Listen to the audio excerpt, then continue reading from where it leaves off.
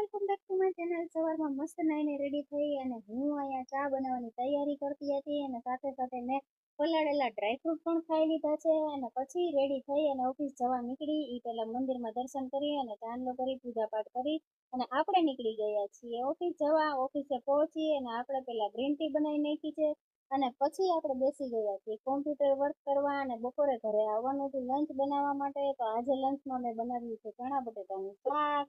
Lunch ready થઈ ગયું એટલે મેં અહીંયા ફટાફટ પતિદેવની થાળી રેડી કરી દીધી છે અને અમે બંને સાથે ગરમા ગરમ જમવા બેસી ગયા છીએ।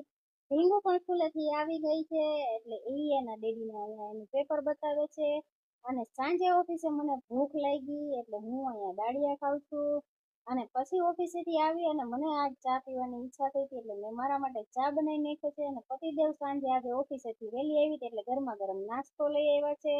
એ નાસ્તાની પ્લેટ રેડી કરી અને અમે બંને જણા અહીંયા નાસ્તો કરવા બેસી ગયા છીએ। પછી સાંજે જમવામાં બહુ ભૂખ હતી નહીં એટલે મેં અહીંયા મારા પતિદેવ માટે ચા અને પરોઠા બનાવી નાખ્યા છે અને પછી એને ગરમા ગરમ જમવા દઈ દીધું છે।